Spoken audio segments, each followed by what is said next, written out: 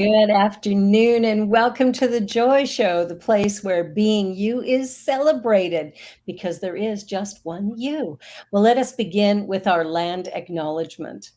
We work, live, and play on the historical and traditional territory of many First Nations. And as we gather from many places on Turtle Island, we as settlers are grateful for the opportunity to meet here. And we thank all the generations of people who have taken care of this land for thousands of years, including the Métis, Inuit, and all other Indigenous peoples. Also acknowledging that as we continue to grow and expand on these lands, there is still unresolved and dangerous inequality and discrimination between our BIPOC and 2S LGBTQ plus family. And by making these acknowledgements, we strive to be allies and take an active part in this reconciliation. We recognize our oneness, we realize our history, and we choose to create a new reality, for we are one. Well, my guest today is the Reverend Dr. Patrick Harbula. He's a spiritual teacher, life coach, ordained in 1985, and boy, he's touched the life of thousands of people. His book, Magic of the Soul, is really one of the most remarkable books ever. You need to go out and get it right away and take the exercises, do the work, and watch what happens because the results are miraculous. Welcome, Patrick. I'm so glad you're here. So, spiritual teacher, master of the universe. Tell me a little bit about how you got started in this realm. How I got started in this realm? Well, I've always, as a child, I was always kind of a very philosophical person. Got involved in philosophy when I was in high school. Was taking college philosophy courses actually, and then around 19 years old, so I started meditating at 18. Actually, I was fortunate enough to have found a course called Mind Probe One. And so I started on a meditation path. And most people will find books, find teachings, and then get into meditation, and then have spiritual experiences. For me, it was kind of backwards. Is I found meditation first, and then had some mystical experience. Had a what many would call a moment of cosmic consciousness when I was 19 years old, and just changed me forever. And so it wasn't for a few years later till I started finding, books and communities and finding that, oh, there's other people who actually understand this stuff too. There's a lot of stories about people who find science of mind and new thought, that is their story, right? And so, yeah, I found new thought when I was 23, fell in love with that, and started studying right away and became a minister at 27, and been going ever since. Wow, that's remarkable. I think at 27 I had a spiritual epiphany which then led me to all of the things that you're talking about, meditation being kind of the last place I went because it was like I just didn't have time for that. That's what Yeah. my teacher, I don't have time to meditate. I'm too busy. And then Mhm. I figured out once I started meditating, my days seemed to have more room in them. I got more done in less time. Yeah, isn't that interesting? Oh, that's awesome. That's awesome.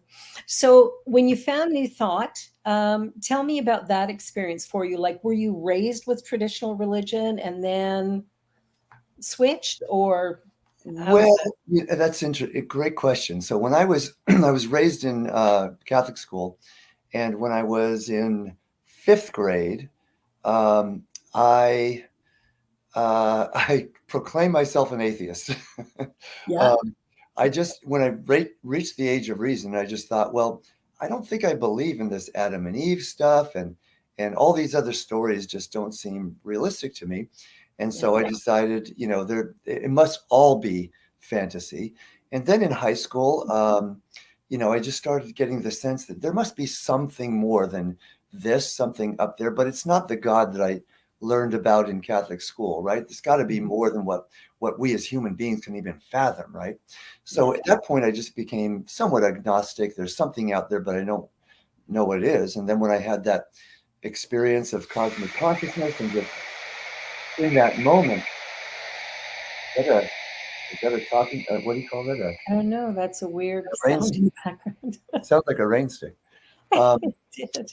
so, when I had that moment of cosmic consciousness, realizing, feeling, experiencing that everything is one, everything is happening at the same time. Um, that's when I realized, okay, this is what it's all about. And then when I found New Thought, it was like, oh, well, here's communities and writings and teachings and about what I'd already experienced. So, Well, that's interesting because that's kind of what my experience was. I was not raised with religion. None of it really made sense to me, but luckily it wasn't forced on me. My father was agnostic, my mother was a Christian, and he won. So we just didn't do church stuff. And as a teenager, I believed that there had to be something, but that was the extent of it. I was a pretty, terrible kid doing all kinds of bad stuff. me At too. 20, We would have had fun together. we could have gotten lots of trouble. That's right. But at 27, the magic age of 27, I had that spiritual epiphany, that moment of sort of I guess for me, it was like a light switch. Somebody turned the lights on, and all of a sudden I could see. And what I experienced was God as love. And that changed everything. And I was in a traditional church when that occurred. I was trying to please my mother in law. So I went to church with her one night and walked out a changed person. The Mm, interesting thing was I stayed there for a while, but I had to leave because what they were teaching is what you were talking about. You kind of walked away from as a youth, going, I don't really believe these stories. And when I would ask pastor, okay, so you're telling me the rabbi's going to go to hell and the mm, person who's never heard of Jesus is going to hell. And he goes, yes. And I went, okay, I can't buy it. I can't buy it. right. And it was shortly thereafter that I found New Thought, Yeah. which And the really was. most ridiculous story of them all, that everyone is born into original sin. Oh, yes. Just intuitively, can you look at a newborn baby and think there must be this child must be born in sin, right? Um, but I realized later that um, it's all mythology, right? And so there's Mhm. meaning behind the stories, and in traditional churches, after every reading, they say this is the word of God, and it occurred to me that yes, it is. It's just that it's a fiction book that God was writing, And God wrote it through people like you and I. and every book is the word of God because there is only God, right? Like, ta-da, there we go. We solved all the mysteries of the universe. There you go. Well, I know when I first found your book, Magic of the Soul, that it really spoke to me because that energy within us is so powerful. It does seem like magic. It Hmm. seems like something, like, could this really be true? And it's powerful. Can you talk a little bit about how you came to write the book? And Well, yeah, I'd been a writer for a long time. I published a meditation magazine back in the day, um, 1985 to 92. And so an interesting story about that is when we stopped publishing the magazine, one of the things in the magazine world at the time is you would pretty much give the magazine away in order to, I mean, if you could break even on subscriptions, then you'd boost the circulation, and then, the advertising would pay, for the salaries of the staff and so yeah. on. But so, it occurred to me, and so after that, I would kind of ask people, where do you keep your favorite magazines of all time? I'll ask you that. Where do you keep your favorite magazines of all time? I actually don't read magazines. I do have Science of Mind, and it's right here beside me. Okay, but what about all the back copies? Do you keep them, or? And that's the thing. Most people will say, and Science of Mind is a pretty cherished magazine, It is. um, but most people will say, "Oh, they're either in my box in the basement, or I threw them out a long time ago." But where do you keep your favorite books? I'll show you my little bookcase back here. prominently displayed, right? Yeah, yeah, So that's because people revere books, yeah. and magazines are rags. They're something you throw away. So I decided if I'm going to write something that people really value. So really, my first book, The Magic of the Soul, actually is my second book. I wrote a novel that hasn't been published yet, but will someday, called The Dark Night of the Soul. Uh, Oh, okay. I can't wait to read that. but the magic, I'll send you the manuscript. Oh, I would love that. So, but The Magic of the Soul, I just wanted to write a book that, of all the things that had helped me on my journey. Yeah. And I was teaching the class at was that trying to think of what center it was. Can't remember now. Just the other night, they're doing the 6-week class that's based on my book, and Uh-huh. so yeah, it was just it's just so much fun sharing what meant so much to me, right, on this Yeah. journey, with other people. Well, that's what I love about it. I also love that what you've got in here are a number of meditations. Mhm. And I've got a CD. I don't have anything to play a CD anymore, but but I do have it.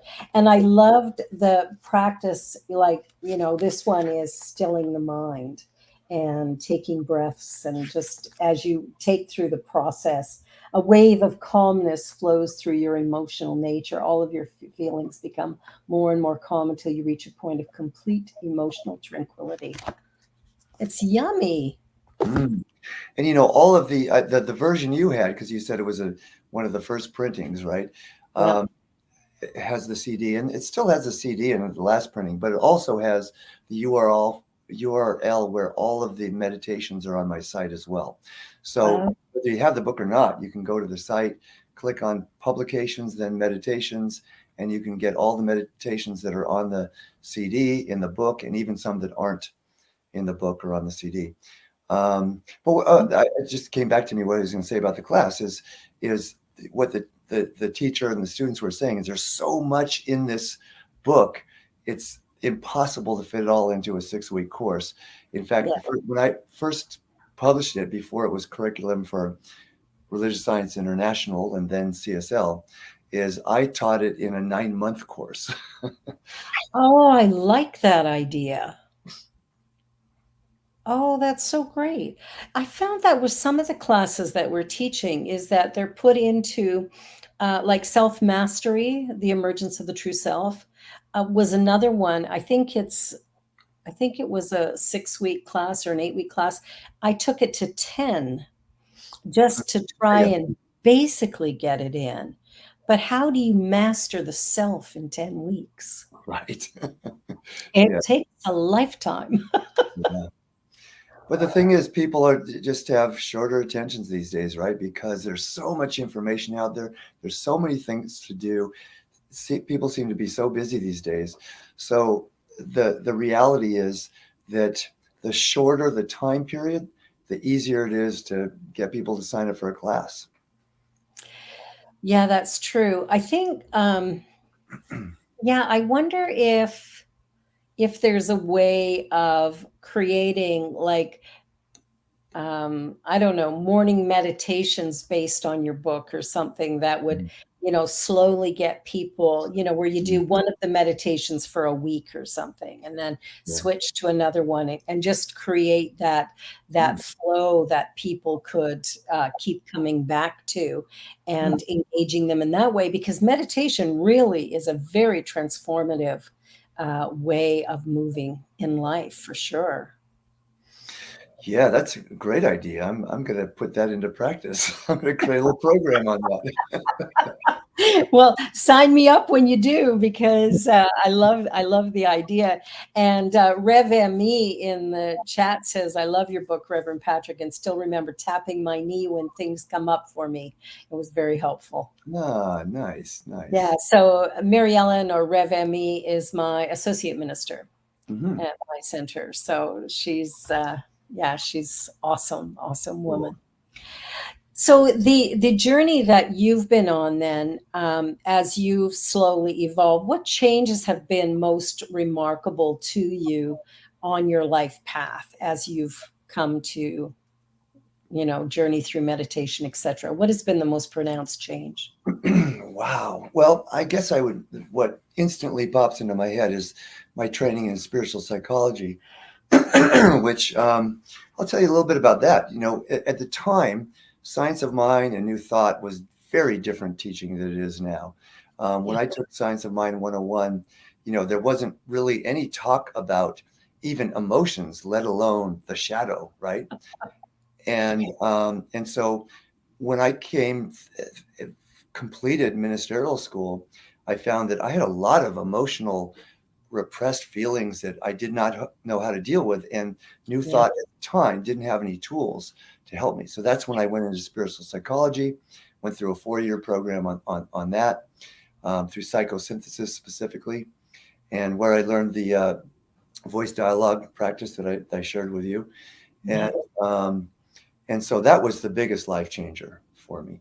And Yeah. I think that is why the biggest reason why the magic of the soul has become so popular in New Thought is because it brings together both New Thought principles and practices from transpersonal psychology as well. So it gives New Thought those tools to go deep into the emotional work, into the shadow work, into the deep healing work.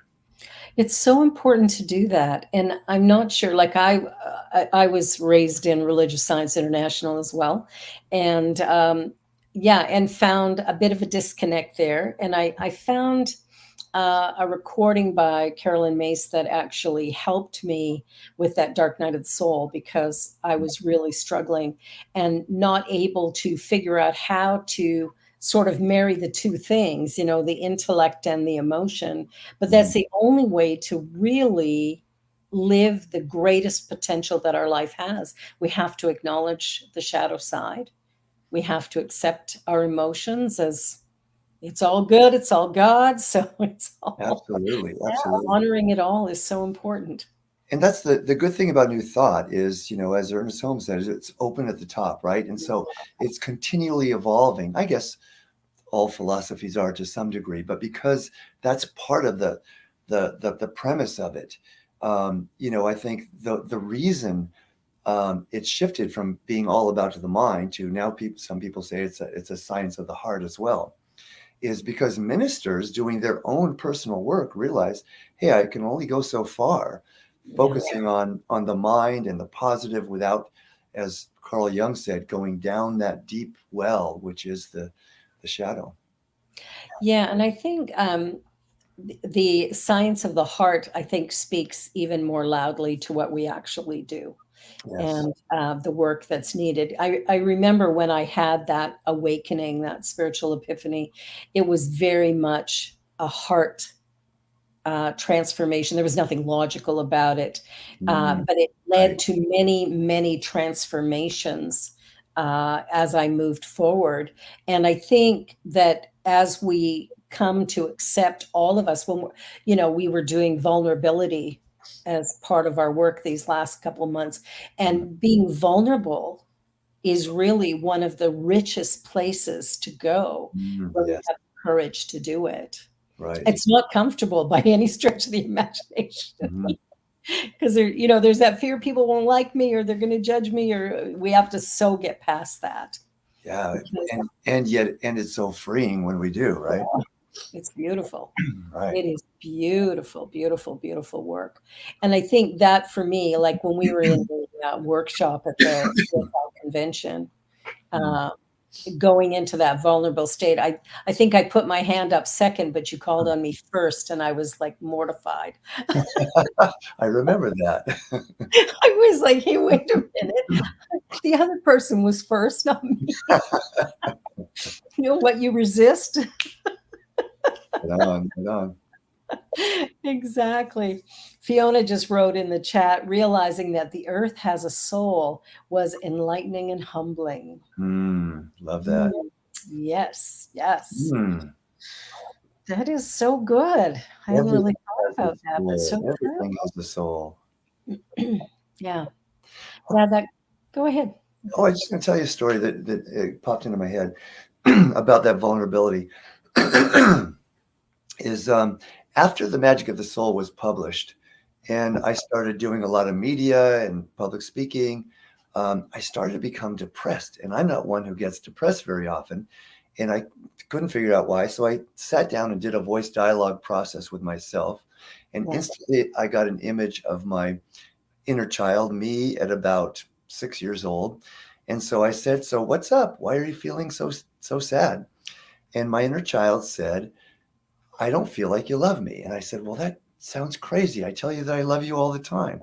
And my child said, "You tell me that you love me, but it seems like your actions say otherwise. Because when you're going out and you're now speaking and doing media, it seems like you're kind of hiding me, your vulnerable side, your fears, your sensitivity." And so I just got it. And right. So from that moment onward, I said, I am going to celebrate my inner child. I'm going to celebrate my vulnerability. And so there were times when I'd even say, you know what, because I'm an introvert by nature. So I would even say something like, "I'm frightened just to be up here speaking in front of you people," right? and and guess what? I started connecting with people at so much Of deeper a course. level, because Yeah. rather than being the authority that knows everything, now I'm a human being. So one day I was going to be on a radio show that I wanted to be on for a long time, The Aware Show. It's a big show in California, and they have a network. They have like 100,000 people listening every hour, right? So, Wow. so I was going to be on that show, and I woke up in the morning, and I was feeling down, and I thought, "Oh no, I got to be up. I got to finally going to be on the show, right?" And so I said, "No, no, no, that's right. I celebrate where I am." So I said, "I'm going to go as I am." And I went and I talked about on the show, waking up and feeling down and saying, I'm going to bring that energy to this show. And I tell you, I connected more than any other show I'd ever done. And I got like close to 100 people responding, sending me emails from that show. And half of those people showed up my next workshop. Wow. That's, How you know, ability. that's the key, right? Be real. There's just one you, so be that. Right on.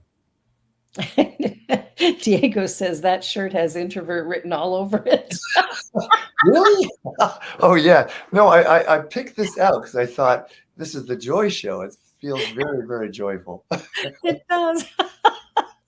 That's very funny. Diego's producing the show today for anybody who doesn't know who Diego is. That's hilarious. And I love But sarcasm. that idea of being an introvert is really because I too am, I'm sort of on the cusp between introvert and extrovert, but depending on the situation, when I'm speaking to a crowd, I'm the extrovert. But when I go to a party where I don't know hardly anybody, I am absolutely an introvert.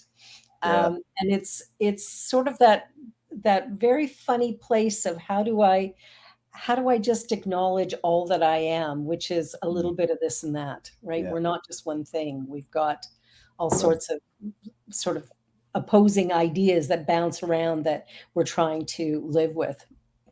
Yeah, and I said I'm a nature I'm an introvert by nature. I don't even know if that's true anymore, right? Because that certainly as a child, sometimes in workshops I'll say that and people will say, "Well, you don't seem like an introvert." And I'll challenge them, say, "Afterwards, let's share our childhood introversion stories," and I will almost always win.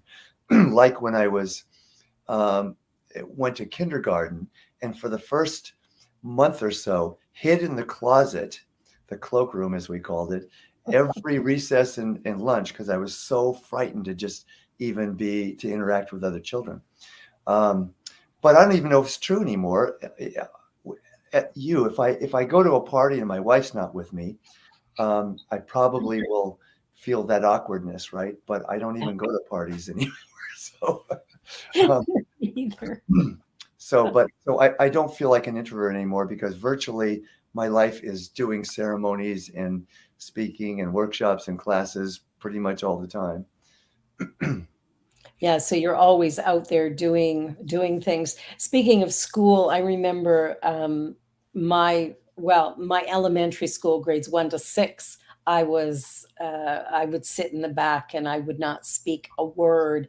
And in grade 1, I was so embarrassed because I had to go to the bathroom really bad, but I was too afraid to put my Oh, hand up, and I ended up wetting my pants, yeah. which was a bigger humiliation than if I'd just done this. But it's funny as little children how we hide, and then how we sometimes carry that into our adult lives. And I think that's what we need to heal, is that division. Like, somehow there's a part of me that's not acceptable for human consumption. And I wonder if that does not come out of all of the no's and don't do that come in those first 6 years, Sure, absolutely. where we're kind of shut down over and over again for being kids. Yeah, most of us. Most of us. Mhm. Occasionally, I do find these people who had idyllic childhoods. I used to do a workshop. I do it sometimes still, but after The Magic of the Soul was published, I did it a lot, called Live Your Passion, and it was all about life purpose. And interesting question in my life purpose definition or clarification process is, what did you not get enough of as a child? Mm. And when people then, and I love to put that question out in front of a big audience and watch the wheels spinning for people. And then the follow-up question is, how does it feel when you create that experience, the fulfillment of the lack that you had with other people? And that's when the light goes on for most people, and Yeah. realize, oh, that's what I love the most. That's what my passion is, right? Absolutely. Absolutely. I know for me, it's love. I didn't get the love that I required. Right. And so the journey has been interesting, because I run into strangers and we have interactions, and we'll start telling each other how much we love each other, even though we have no idea who we are. It's like it's very real, very authentic expression that happens in a moment when two people connect beyond what feels reasonable or acceptable by your average human standard. Right. Especially between men and women, because I will do it with men or with women, doesn't matter to me. If it's funny things. I was in a drugstore one day and I'm looking for baking soda, and it happened to be on the very bottom shelf, but there was a gentleman standing there scanning, and I said, "Oh, excuse me, I just need to get something from the bottom." And he goes, "Oh, that's what I was looking for too." And, "Oh, we were destined to meet." And I went, "Yeah, I think so." And all of a sudden, "I love you. I love you too, man." How cool. It was a very fun experience, but unusual by probably most standards. But Yeah. I think that energy of being open and trusting that the heart knows. Like, I always believe there's a part of me that knows when I'm safe. Mhm. And because I know I'm safe, I'm always safe. So I don't worry about when I have that impulse to tell a stranger I love them, or how beautiful they look today, or just how wonderful their yard or their garden, whatever. I just go with Yeah. it because it feels right. We're going to take a little commercial break because we're getting to that time in our show. We're going to take a short commercial break. We'll be right back. You're watching The Joy Show. There's just one you, so be great. Be you. We'll be right back. Happy birthday, Camp Cedar Ridge. We invite you to come camp and celebrate our first year while in sacred service. May 19th through the 21st, we'll be restoring our beloved meditation labyrinth. Come camp with us for the weekend, and all we'll ask you to cover are the meals. Vegetarian, vegan, and gluten-free options are available. That's the weekend of Friday, May 19th to Sunday, May 21st. You can bring your own tent or act fast and register for one of our glamping tents or bunkhouse beds while supplies last. We do have limited indoor accommodations for an additional fee. Find more details and registration at campcedarridgeor.org/lab.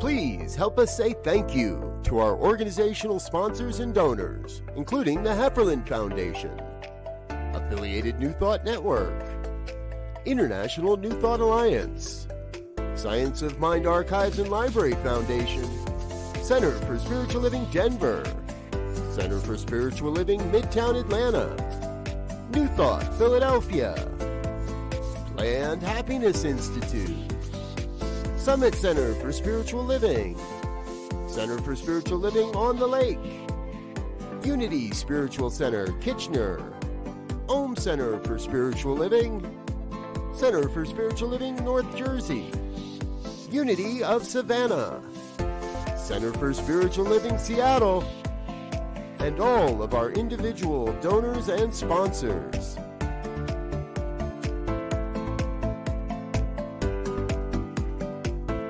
Thank you for being a part of the New Thought Media Network. Please come be you.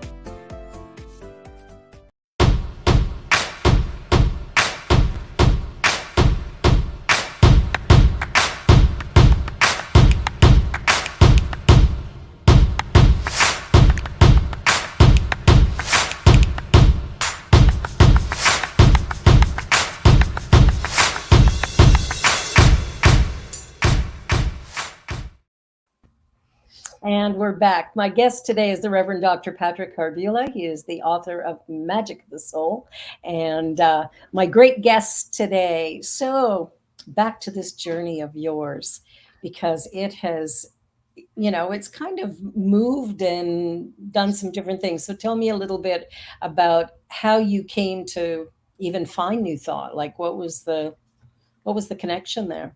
Yeah, I will do that. I just want to back up a minute though and say one more thing about the purpose statement, that if what we didn't get enough of as a child right, yes, is what inspires us to create it in the world, then guess what? Maybe it's not a liability.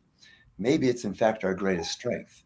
Now it's a double-edged sword, because usually the thing that we most want to create is the hardest thing to create for ourselves, but that's okay, right? Because in fact, Orion Mountain Dreamer said, the things that we struggle with the most in life are the things that we demonstrate and teach the best, because we know the steps of how to get there.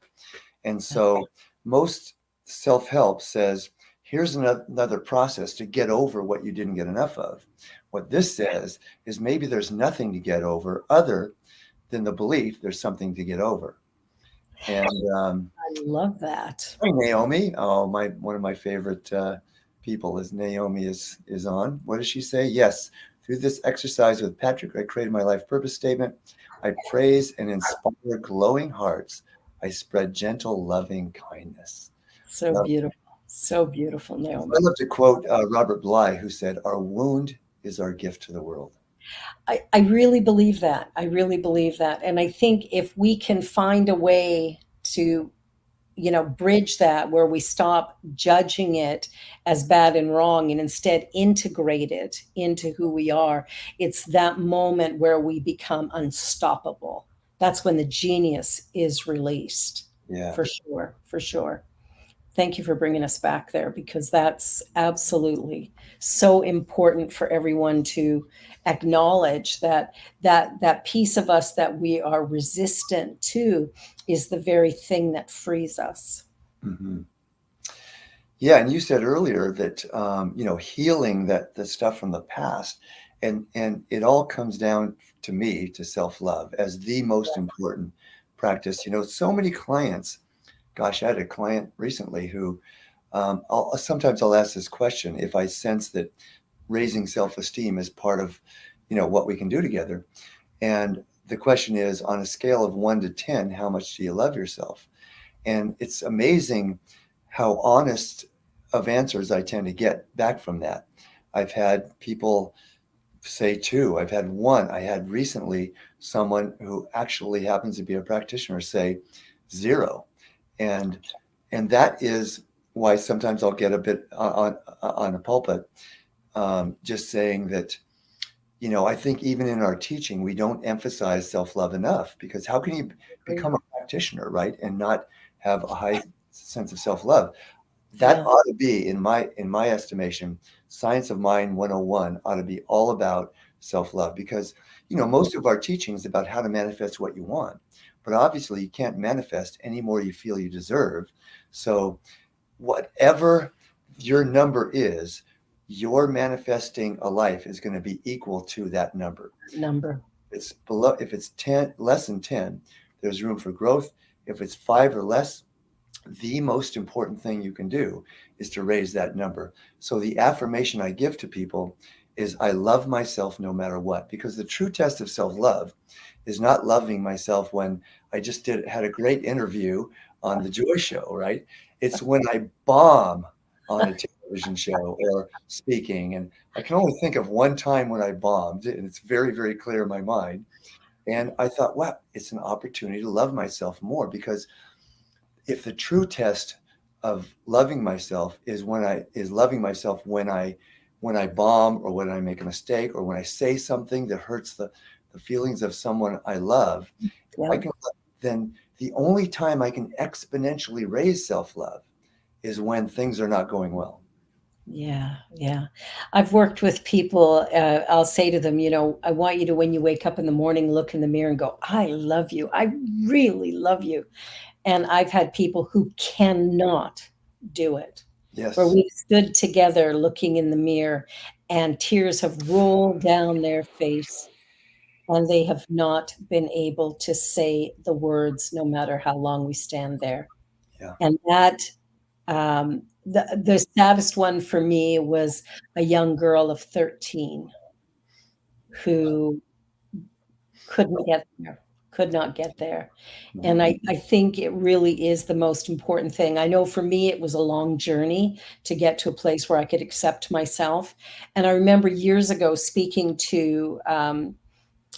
as a guest at a church, and I was talking about, it was on Mother's Day, and I was talking about being a mother and blah blah blah, doing whatever, and there was this niggling in the back, say how many times you've been married, say how many times you've been married, say how many times you've been married. And I'm like, I can't do that, they'll never have me back.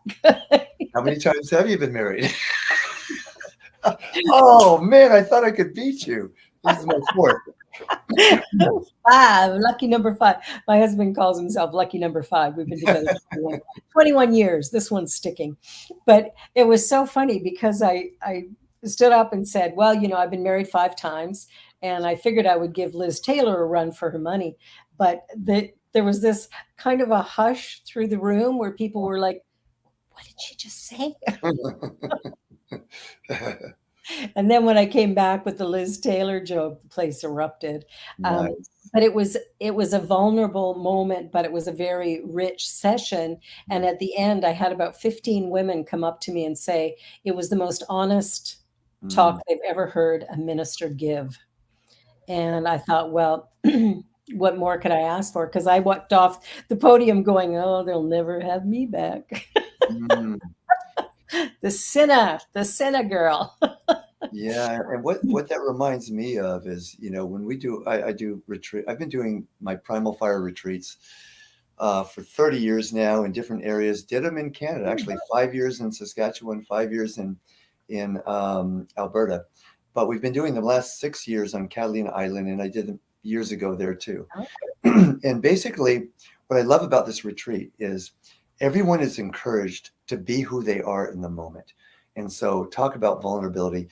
We do a lot of, we do all kinds of powerful exercises. We do it, a ceremonial sweat lodge, but and so everyone has peak experiences at different times, but where the real integration and transformation happens is just passing the talking stick and people sharing from their hearts. Because when one person goes deep and breaks down and cries, or just talks about something that's unfolding for them, it gives somebody else permission to do that. And so it's this group gestalt that just everyone supports everyone going deeper.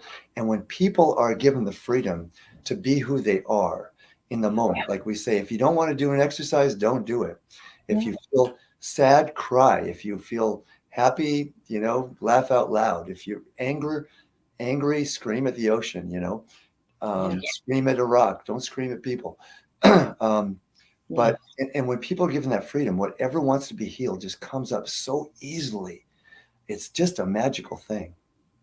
Well, there's something about that vulnerability that, it seems like when there is like a chain reaction. I mean, it really illustrates our oneness when one person has that experience and then it sort of ripples through like a domino Right. and people hit those marks at different points, but everybody seems to get there, which is Mhm. wonderful. I do a goddess workshop retreat actually, and on the first night I I have them go deep almost instantly. It's like Mhm. we're in a session, usually 10 or 12 women is the extent of it, but we'll have, maybe a few minutes just getting to know each other a little bit. And within the first hour, I will ask them to break into dyads and share their biggest, darkest secret that they've never shared with anybody. Mm.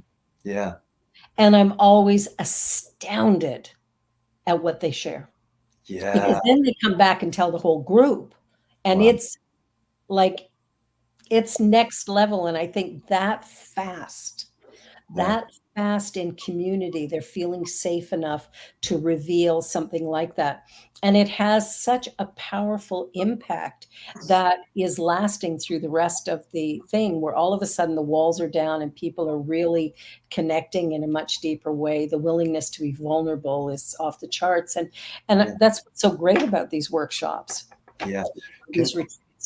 yeah. What you shared one with me. I want to share one with you. I'm getting teary just thinking about it.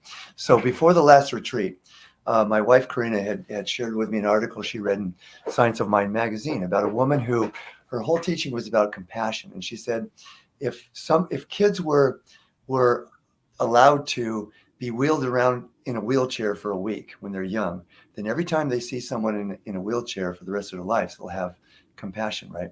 So I instantly thought of someone who had been to our retreats. He was our firekeeper for our sweat lodge years ago. He'd been in an accident, and they did to relieve some pain. They did a simple procedure, cut the wrong thing, and he woke up paralyzed. So Mm. he was recovering. They told him he'd never walk again. But the next year, he came to the retreat, and we literally had to carry him up the mountain to get him to the private beach that we have. But I thought of him, and I thought this is the exercise that evolved out of that. And I'll just give you how it played out when we were there. So we had 26 people, and I asked him to share his journey verbally and then to act it out non-verbally, what he went through, crawling along the floor to get to the bathroom, right? Peeing himself and just all this stuff, right? And then I asked the entire group to mimic that, their own version of his story. And he got to observe everyone being in his shoes. And he just sobbed because people got to feel, because he got to see people really feeling, not just hearing the story, but feeling Feeling it. what he felt. And then we broke into groups of four, and each person, and usually I'll go around and help facilitate, but the numbers just worked out right for me to be in a group. So I was in a group with three women, all of whom I'd coached, all of whom had been sexually abused as children, and all. So for them to share that, and to demonstrate it, and for then the group to demonstrate what they demonstrated, and for me to demonstrate my childhood trauma, um, was just nothing ever like it. I mean, I'm just crying thinking about it. And so, I'd coached all these women, but I understood their pain at so much deeper level than I could have just by getting it verbally. It's interesting that idea of walking in somebody else's shoes is such a Mhm. powerful one because I think if we each stopped for a moment and considered the person in front of us, we would we would be different. I remember meeting a woman in Calgary a couple of years ago when I was visiting, and she was walking along an outdoor mall, and she had her shopping cart with all her worldly possessions on it, and she was asking people for change. And so I stopped to chat with her for a while and gave her some money, and we talked, and she was like, "Wow, you're being kind to me," like it was unheard of. Yeah. And I said, "Well, of course." And she goes, "No, people have been spitting at me. People, will Mhm. push me away. They'll tell me, you know, expletives that I won't repeat here." But she said, "But you're being kind." I said, "But by the grace of God, I could be you." Oh, wow. Yeah. And, I've lived in poverty. I know what that feels like.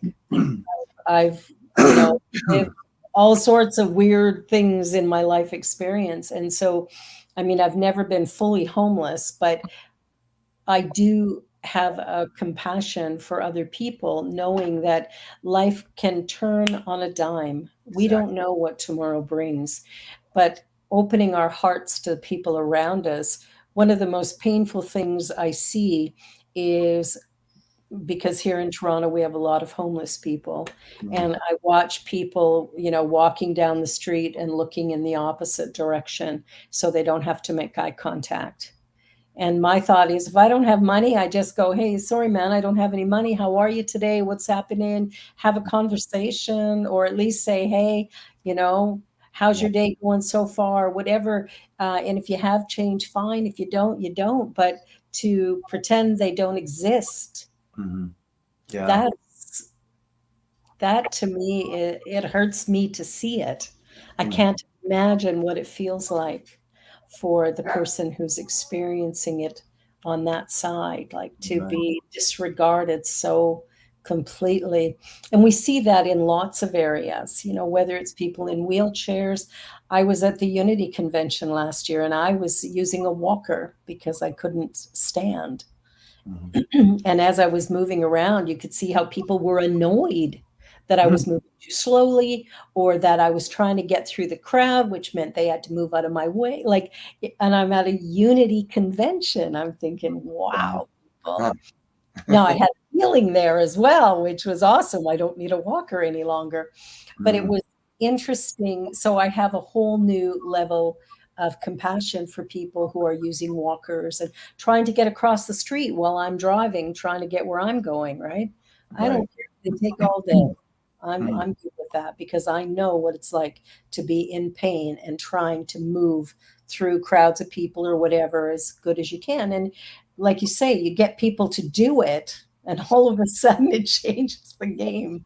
You have Mm. a new understanding. Yeah. Yeah. It's I just awesome. just learned a new song recently. I learned to play guitar a few years ago. Walk a Yeah. mile in my shoes. Oh, yes, yes. That would change everything, Right. if everyone had a moment where they had to be somebody else for the day, Mm. or even when it comes to your spouse. Right? Because Yeah. our spouse does things different than we do. Like, my husband's very thoughtful and methodical, and he reads directions and things. It's very Mhm. weird. Um, me, I just He's a man and he reads directions? I know, it's so weird. Um, but it's funny because every now and again, I'll just sit back and I'll watch him with a whole new appreciation, Mm. going, "You do things very differently than me." And it's all good, Yeah. right? Like, I think I got divorced in the past because they didn't fit my mold. Whereas with Pierre, it's like it's fun just to watch his process Mm. and to learn from it and Mhm. and to love him enough to just go, wow, that's how you do that. Cool. And just be okay with it. Yeah. I've found that and my first teacher said this, and I found it to be true, is that opposites attract on a personality level, and likeness attracts on a soul level. And so the best combination is someone who's different, and we are attracted to people who are different because we want to learn from that Yeah. way of being, right? Um, Mhm. and so the best combination is someone who's different at a personality level but has similar values because that's the soul Yes. level. But the caveat is that the things that we're attracted to about someone are the very things that drive us nuts when they're magnified or being expressed in a intense way. Yes, yes, exactly. Well, I've often thought that who we marry is a combination of our parents, the good and the bad of it, Hmm. Hmm. all of it, not just not just the good stuff, but all of it, that somehow it's all married together in this one individual that will push our buttons, but also delight and excite us as well. So there's this very odd mix that occurs. But if we can sit in it, I think there's great healing that happens. I think that's why we attract who we attract, is the healing that will come from it. Absolutely. And sometimes if it is too intense, or we're not ready, we're not able to sit into it long enough, the integration comes after the relationships ends. Oh, yeah. And that's perfectly fine too. I've never thought that marriage necessarily should be for life, right? I mean, Yep. if you look at the numbers, people who think that, oh, I'm going to get married at 20 years old and be monogamous with that person until I die, you've got whatever it is, over 50% divorce rate.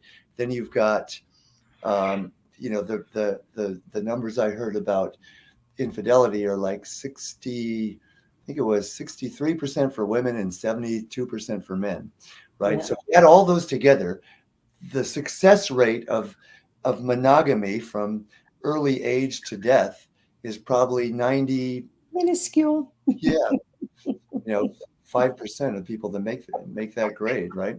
And are they happy in the process? There would be the other thing to add to the mix. right. Are they just putting in time?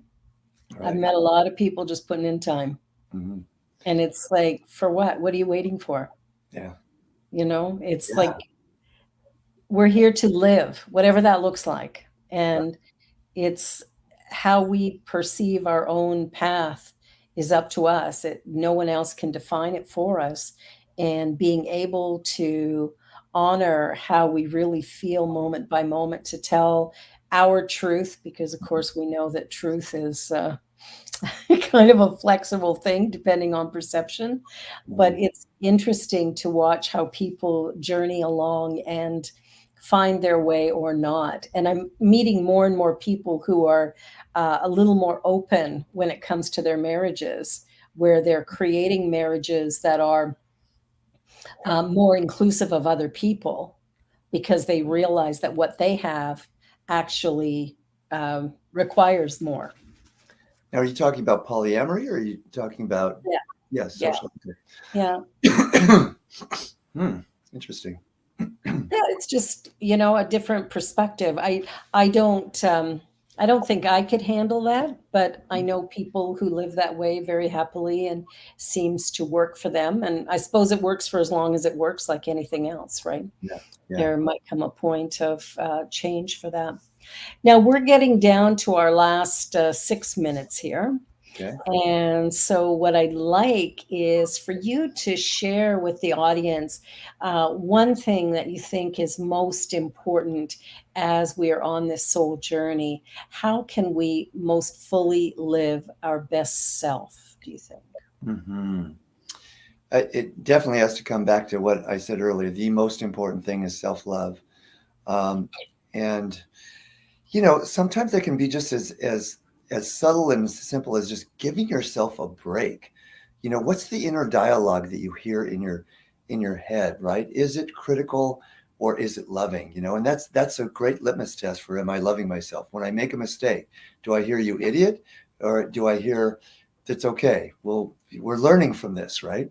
The magic of the soul is all about looking for the magic in every experience, looking for, or another way of saying that is what, in our teaching, we used to say, and still sometimes say, it used to be taught this way though, what was the wrong thinking that created that situation?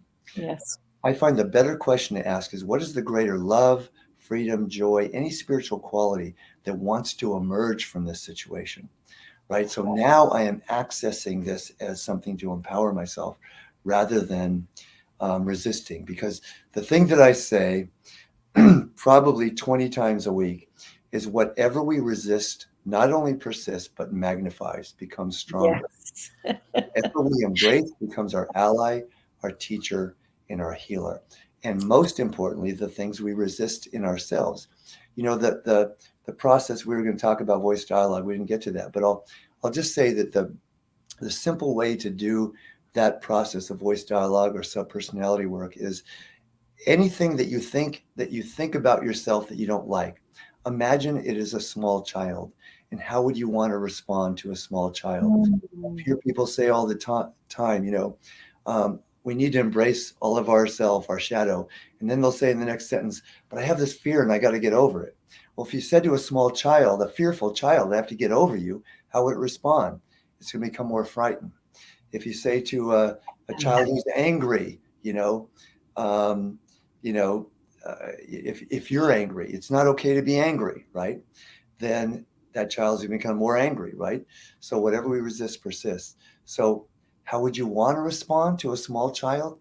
With love always. Sometimes, being direct and giving guidance, but always with love, because otherwise it won't be received. Oh, that's beautiful. That is so beautiful. That idea of speaking to a small child is such a good one. Mhm. When my youngest daughter, I have 4 children, but my youngest daughter, when she was in, I don't know, grade 3 or 4, she was crying at school one day, and the teacher's aide said to her, "Stop doing that because you're upsetting the other children." Mhm. And so I very quickly went to the school and talked to the principal and said, "No, no, no, that can't ever happen again. If my Mhm. child is crying, then let her cry. Wow. Feelings are feelings are feelings. They're allowed. There's Yeah. nothing bad or wrong about it. If another child gets upset as well, then that child needs to be nurtured and loved."